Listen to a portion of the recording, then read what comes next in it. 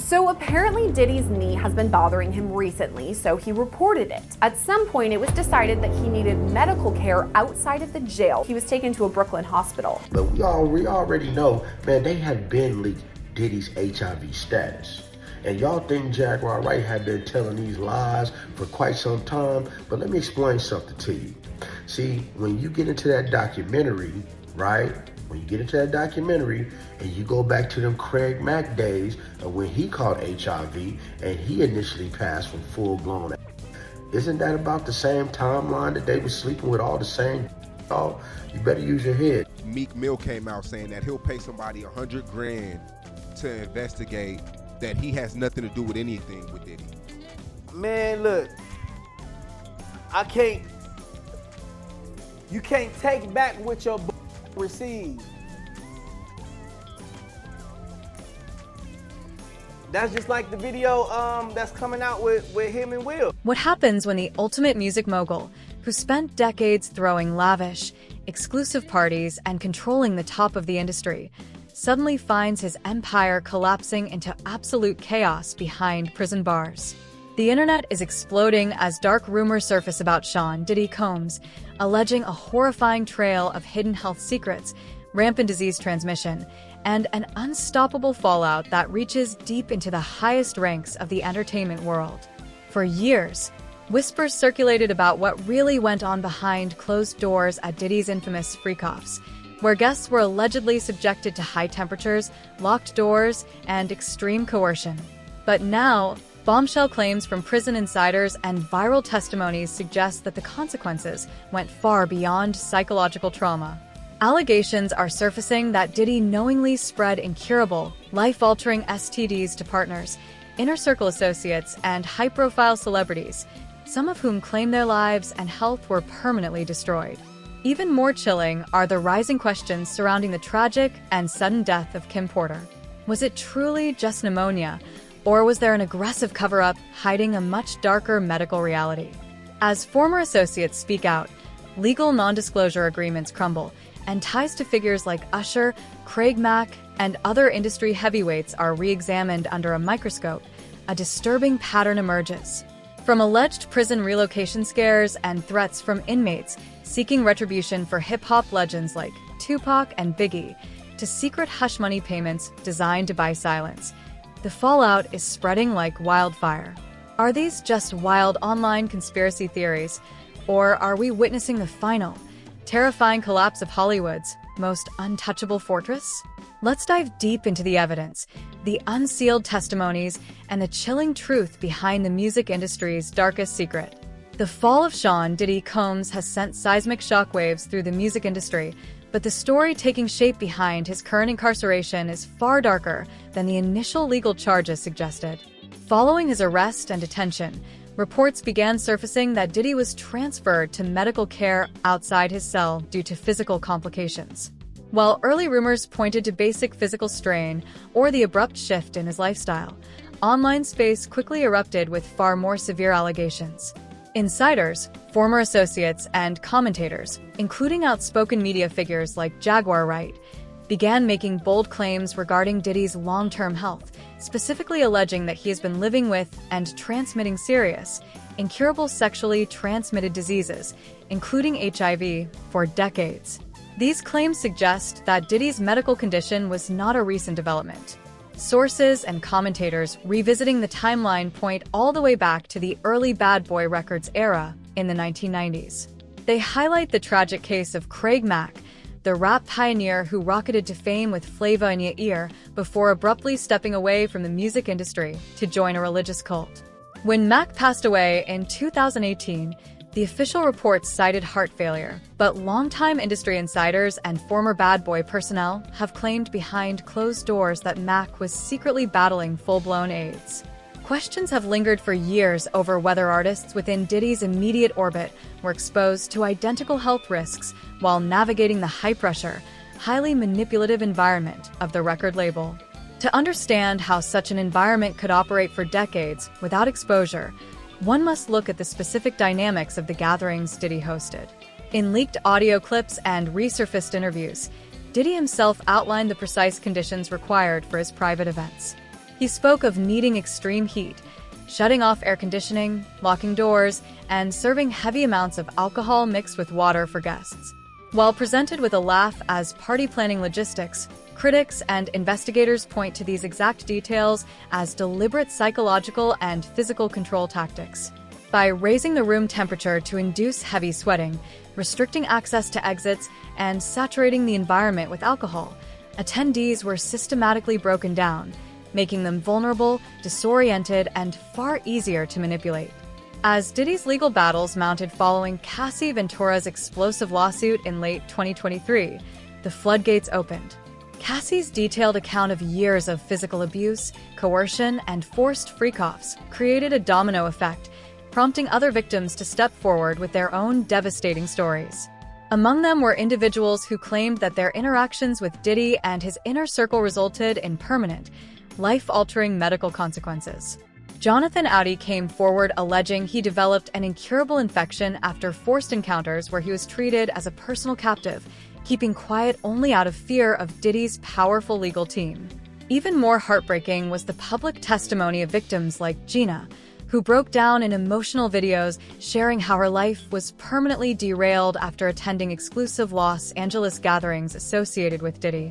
Describing how she was left struggling with severe health complications, including losing half her sight due to advanced viral complications, her testimony highlighted the immense psychological toll inflicted on those who realized too late what they had been exposed to. The recurring theme in these testimonies is a sense of powerlessness. Victims who felt completely trapped because the perpetrator was a billionaire titan with endless resources, elite lawyers, and a network of enforcers capable of erasing evidence or enforcing strict non-disclosure agreements. The web of allegations extends far beyond unknown victims, reaching into the highest echelons of the R&B and hip-hop elite. Internet sleuths and industry commentators have aggressively re-examined Diddy's historical connections with major artists like Usher, who was placed under Diddy's mentorship as a teenager in the 1990s. Years later, Usher faced high-profile lawsuits alleging he had knowingly transmitted herpes to multiple individuals without disclosure, paying out massive settlements to quiet the claims. Observers began connecting the dots, questioning whether the behavioral patterns and health secret culture passed down through industry mentorship pipelines were rooted in Diddy's own inner circle. Reports surfaced examining the strange conditions at the scene of her death, including claims that Porter had allegedly received an hour-long massage while suffering from what was supposed to be severe bed-riding pneumonia. Further suspicion arose over allegations that key electronic devices, including her personal laptop and cell phones, which contained her private communications and notes, went missing from her home immediately following her death. Commentators have openly questioned whether Porter had uncovered critical information regarding Diddy's health status or legal vulnerabilities, leading to intense speculation over whether her official medical cause of death was used to cover up a much darker reality. The narrative surrounding Diddy is no longer just about financial corruption or executive overreach. It has transformed into a terrifying picture of total physical and psychological control. From the dark rooms of exclusive private parties to the guarded confines of high-security facilities, the allegations suggest an untouchable figure who used wealth, legal intimidation, and fear to mask a trail of devastation. As more former associates break their silence and old cases are dragged back into the light, the music industry's most formidable empire continues to crumble under the weight of its own long-buried secrets. Following his conviction and subsequent transfer to the low-security Fort Dix Federal Correctional Institution in New Jersey, reports concerning Sean Diddy Combs' physical state and daily life inside the facility have continued to dominate online discourse. Rather than putting an end to the speculation, his incarceration appears to have accelerated a cascade of claims regarding how his influence operates behind bars. According to accounts circulated by online commentators and alleged prison sources, Diddy's billionaire status and long-standing industry connections continue to grant him a level of social authority within the facility, where some inmates view him with deference while others regard him with intense hostility. Reports of his recent placement in the facility's special housing unit, commonly referred to as solitary confinement, following a physical confrontation with another inmate, further fueled public fascination. While official channels cited an altercation triggered by an exchange with a fellow prisoner, internet sleuths and independent commentators quickly framed the event around much deeper, long-standing tensions. Rumors began circulating that Diddy's safety inside federal custody remains constantly threatened not only by the nature of the health and physical abuse allegations against him, but also by lingering animosity from individuals within the prison system who associate him with the unresolved, tragic deaths of hip-hop icons like Tupac Shakur and the notorious B.I.G. This intersection of prison politics, historical industry rivalries, and unsealed allegations has allowed commentators to draw parallels between Diddy's situation and larger, global conspiracy narratives. Online forums and independent media outlets have increasingly attempted to link the operational methods of Diddy's inner circle to the broader, highly secretive networks associated with figures like Jeffrey Epstein.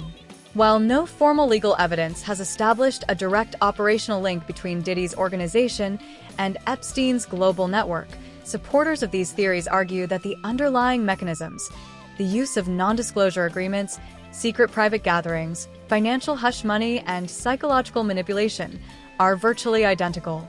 Within these discussions, claims have even emerged suggesting that the intentional transmission of incurable health conditions was utilized as a form of initiation or leverage within these elite, insular groups, though such assertions remain unproven by official court proceedings. The broader implications of these unfolding revelations reach into the heart of how the entertainment industry managed to maintain a wall of silence for nearly 3 decades. As legal non-disclosure agreements crumble under federal scrutiny and civil suits continue to mount, former employees, security detail personnel, and industry insiders are increasingly breaking their silence. What is emerging from these combined testimonies is a detailed picture of an ecosystem where silence was bought and enforced through every available legal and financial channel. High-profile figures historically associated with Diddy, including performers like Usher, French Montana, Meek Mill, and Young Miami, find their names routinely brought up in public discussions as commentators debate who among the industry elite was aware of the underlying dynamics, who turned a blind eye to protect their own careers, and who may have been victimized by the very system they helped sustain. Public reaction to these ongoing developments reflects a profound shift in how modern audiences view authority, fame, and corporate media control. Comment sections across social media platforms are filled with calls for comprehensive legal accountability, with users arguing that knowingly endangering individuals' health and safety through coercion should carry severe, long-term criminal charges regardless of an individual's wealth or cultural status. At the same time, the skepticism surrounding official medical records, coroner reports, and media statements continues to grow, as thousands of viewers re-examine decades of archival interviews, music videos, and award show speeches through a far more critical lens. Ultimately, the fall of Sean Diddy Combs represents much more than the personal downfall of a single music mogul. It marks a watershed moment for the entire entertainment landscape.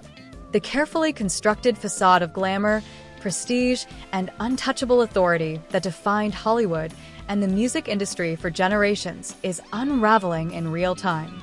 As more court documents are unsealed, more whistleblowers come forward, and the full extent of these long-hidden operations is exposed to the public, the industry faces an unprecedented crisis of credibility. The story that began in exclusive VIP lounges and private estates has spilled into federal courtrooms and high-security prisons, leaving an indelible mark on modern pop culture and ensuring that the mechanisms of power in Hollywood will never be viewed the same way again. The broader cultural shift triggered by these revelations marks a turning point in how society evaluates fame, power, and accountability. For decades, the public lived in a state of suspended disbelief, consuming the glamorous image of Hollywood and the music industry while ignoring the dark undercurrents running beneath it. But as the legal apparatus crumbles, the public's perception has evolved from passive entertainment consumption to active, critical scrutiny.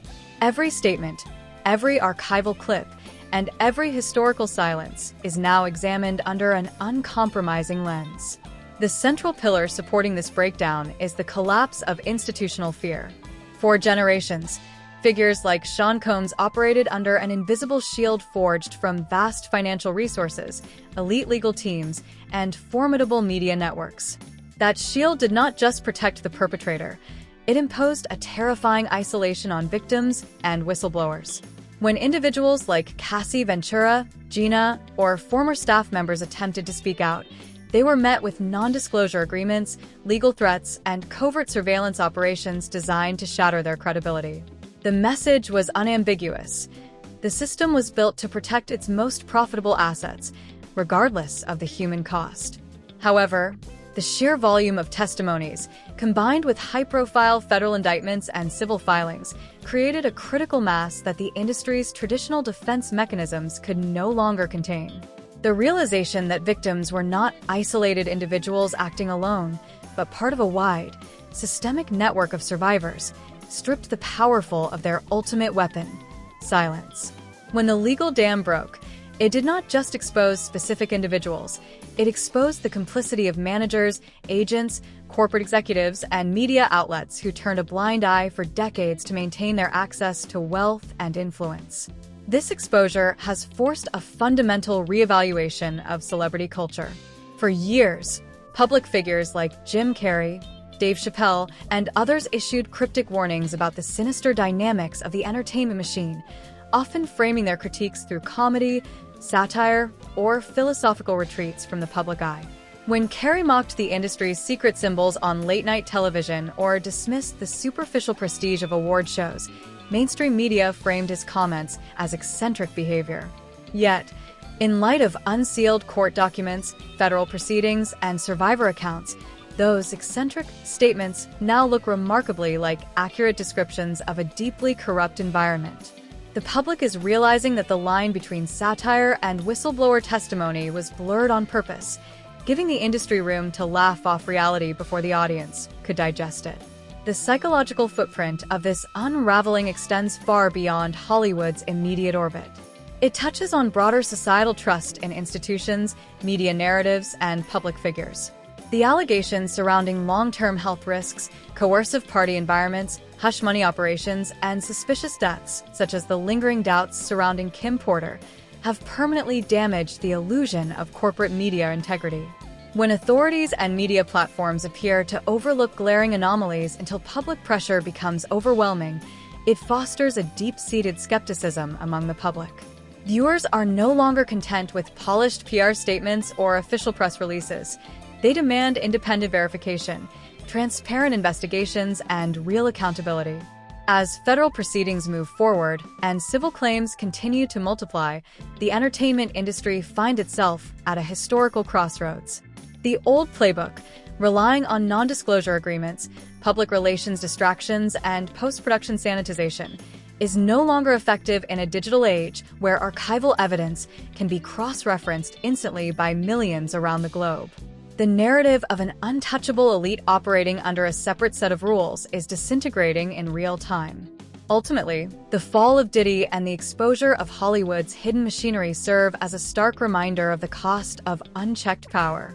The glamour, the red carpets, and the multi-million-dollar lifestyle were built on a foundation that relied on human collateral, forced compliance, and enforced silence. Now that the curtain has been drawn back, the audience cannot unsee what has been revealed. The era of blind celebrity worship is over, replaced by an era of fierce scrutiny where the public demands that those at the very top finally face the same rules, the same laws, and the same judgment as everyone else. Now that the curtain has been pulled back and the true nature of this machine is out in the open, one massive question remains. What do you choose to believe? Are these shocking revelations, unsealed documents, and sudden silences just a string of wild coincidences? Or are we finally witnessing the unstoppable, chaotic collapse of an untouchable elite that controlled the narrative for far too long? The industry relied on our silence, our distraction, and our blind devotion to keep this illusion alive. But the power has shifted.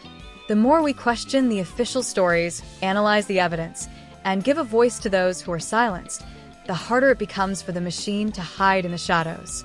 We want to hear your thoughts on this. Drop a comment down below and let us know. Do you think justice will finally be served, Or is this just the tip of the iceberg? Which part of this investigation shocked you the most? Let's get a real conversation started in the comments section. If you found this deep dive eye-opening, hit that like button right now. It helps push this video through the algorithm so more people can see the truth. Don't forget to subscribe to the channel and turn on the notification bell so you never miss our next installment as new documents and insider testimonies continue to drop. Thank you for watching, stay sharp, and keep looking beyond the illusion. We'll see you in the next video.